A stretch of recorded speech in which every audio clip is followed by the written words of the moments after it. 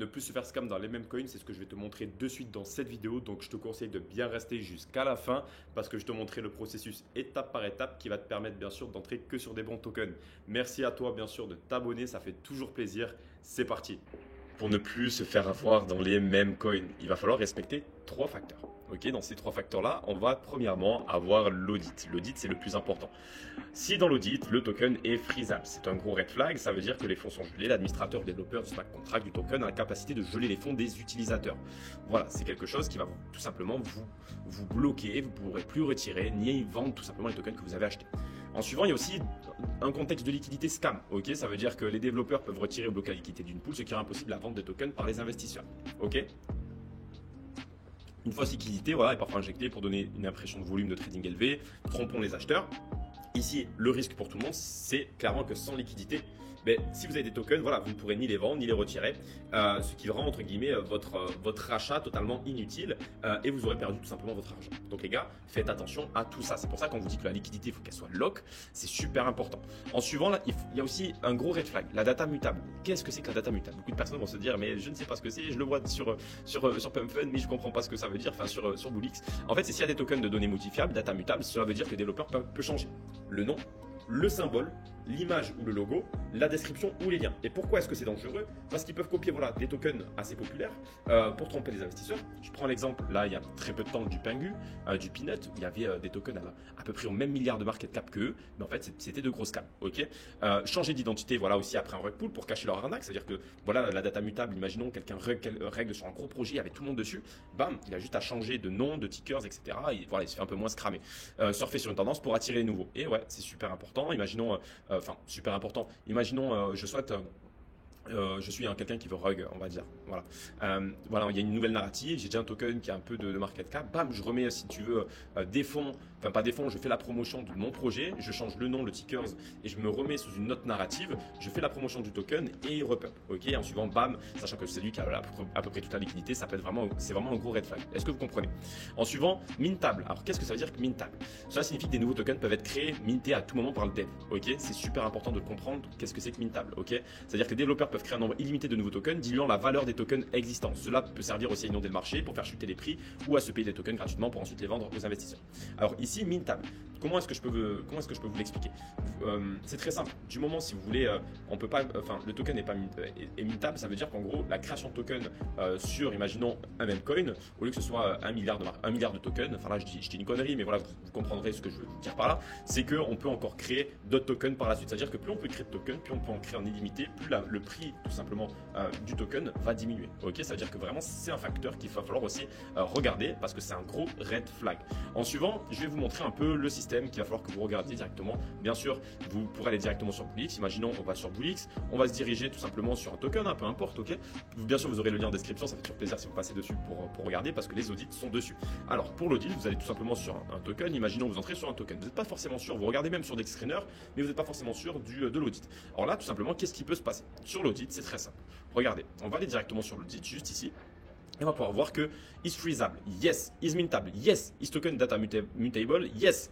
Déjà, faites attention à ça. Quand je vous disais, les gars, que ce genre de choses, il faut vraiment regarder. Et regardez la charte du token. Ça se voit quand même. Regardez-moi ça. Regardez-moi cette merde. Bref, est-ce que vous comprenez un peu ce que je vais vous dire? Ça veut dire que n'entrez pas sur n'importe quoi si vous n'avez pas déjà regardé l'audit. C'est super important, ok? Après, voilà, les top holders, là, dites-vous quand même que là, dans les top holders, il disait qu'il y avait à peu près qu'une 15%. C'est faux aussi. C'est faux aussi. Il n'y a pas 15%. C'est détenu par des centaines de wallets. Donc, il faut faire attention à ça. Je vais vous parler d'autres choses par la suite. Alors déjà, vous pouvez aller sinon sur d'autres tokens. Imaginons, je sais pas ici, on en a un orange, le COTD, ok, qui a 400 000 de market cap. Voyons voir ça. Alors, qu'est-ce que l'audit nous dit? Ok, il n'y a que 6 sur 10. Ok, est-ce que la data, elle est mutable? Ok, yes, elle peut burn, donc la liquidité, elle n'est pas burn non plus. Il faut faire vraiment gaffe. Elle n'est pas brûlée. Donc, il faut faire gaffe. Pour le moment, vous n'avez pas forcément besoin qu'on a 400 000 de market cap, mais c'est toujours mieux quand même. Si on regarde bien le token, si on se met en 2 heures, déjà quand vous voyez ce genre de grosses bougies, vous pouvez totalement vous dire, les gars, il y a une connerie quelque part, quelque chose qui ne va pas. Ok, donc ici, est-ce que c'est un CTO? C'est en train de reprendre? Je ne sais pas du tout. Mais voilà, est-ce que vous comprenez un peu le principe? Donc les gars, faites attention. lorsque la data est mutable, c'est voilà, c'est un peu un red flag. Faites attention à tout ça. Mais en plus, si vous avez vraiment le combo, alors là, sortez directement de ce token là. En suivant les gars, qu'est-ce qu'on va pouvoir regarder? En suivant les gars, est-ce que vous savez quand même ce que c'est qu'un bundle? Un bundle, c'est tout simplement une personne qui va créer un token et entrer et sniper avec peut-être une quinzaine voire vingtaine de wallets. Ok, la plupart du temps on va pouvoir les retrouver sur PumpFun et il faut faire vraiment gaffe à ce genre de choses. Ok, ah, et quelque chose que j'avais oublié de vous dire, excusez-moi, par rapport à l'audit, c'est qu'en fait tout ça, toutes ces choses là, vous ne les trouverez que sur DexScreener, non, enfin que sur DexScreener, directement sur Hedgehog, si ça n'a pas été passé par PumpFun. Ok, PumpFun n'a pas ces problèmes là, on n'a aucun de ces problèmes là parce que sur PumpFun les datas sont non mutable, il y a pas, enfin on peut pas minter, les datas sont non mutable, voilà, la liquidité elle est lock et c'est pas possible, enfin les tokens ne sont pas freezables. Ok, donc déjà je préfère vous dire que si vous tradez que sur du PumpFun, vous n'aurez pas forcément ces problèmes. Par contre, sur PumpFun vous allez avoir des problèmes, ok, tels que des bundles. Ok, les bundles c'est super important que vous compreniez. Un bundle, imaginons, c'est une seule et même personne, ok, qui va entrer tout simplement avec, imaginons elle a peut-être, je sais pas, $2000. Sur ces $2000, ben en fait, elle va entrer avec plusieurs wallets, ok. Et ici, elle va mettre peut-être $500, ok, 500, encore 500, etc., etc. Est-ce que vous comprenez ce que je veux vous dire? Et en fait, on ne le sait pas, mais beaucoup de personnes, en fait, du moment où elles snipe un peu la charte, et bien vous allez pouvoir être sûr à 100% qu'elles détiennent quand même une grosse partie de la supply. Donc là, c'est sûr qu'en fait, qu'une seule personne, et comment vous allez pouvoir le repérer, c'est que souvent, ces personnes-là, vous repérerez juste devant qu'ici, il n'y a pas du tout de logo Bullix, de logo Photon, de logo TrojanBot. Est-ce que vous voyez ce que je veux dire? Et souvent, vous pourrez les repérer grâce à ça. Lorsqu'elles entrent et lorsqu'elles créent un token, elles achètent aussi toujours les mêmes montants, à peu près les mêmes montants, toujours entre telle somme et telle somme. Et c'est comme ça que tout simplement, elles peuvent sniper des tokens. Donc bien sûr, elles snipent avec une dizaine, quinzaine, vingtaine de wallets pour tout simplement pas se faire repérer et faire en suivant un système de volume bot pour que par la suite le token puisse aller quand même assez haut. Donc ça c'est smart de leur part. Donc bien sûr vous faites vraiment attention parce que ces mecs là peuvent vous rug en l'espace de quelques secondes. Vu qu'elles détiennent la plupart de la liquidité, elles ont juste à vendre pour faire chuter le marché. Faites attention à ce genre de choses, c'est super important. Imaginons si on se rend sur Bullix. Si on se rend sur Bullix, est-ce qu'on va essayer d'en trouver? On va essayer d'en trouver ensemble. Il faudrait que je vous en trouve un. Si on n'en trouve pas, dans tous les cas, je pense que vous... Ok, ici on a Nono. Nono, voyons voir ça. Nono, on peut voir que directement on est parti à 10 000 de market cap. Ok, là ce qu'on peut regarder, c'est toujours regarder bien sûr. Hein. Là on a le logo Bullix, on a le logo Photon et toujours regarder les premiers achats.